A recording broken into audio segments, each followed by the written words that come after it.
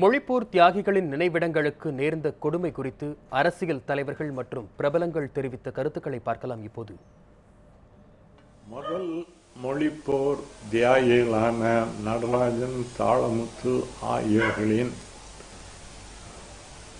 கல்லறைகள் பராமரிக்கப்படாமலும் போற்றப்படாமலும் அலட்சியப்படுத்தப்பட்டு கிடப்பதை பார்க்கும்போது வேதனை அடைகிறேன்.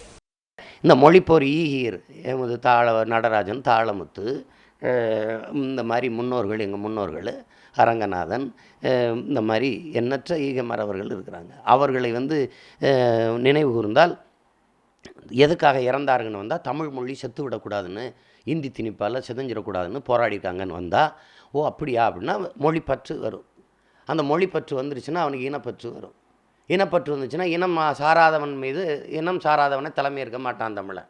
திமுக, அதிலிருந்து பிறந்த அதிமுக போன்ற கட்சிகள் அந்த மொழிப்போர் தியாகிகளுக்கும் அவருடைய நினைவிடங்களுக்கும் உரிய மதிப்பை, மரியாதையை தர வேண்டியது அவசியம், யாரும் எதிர்பார்க்கக்கூடியது.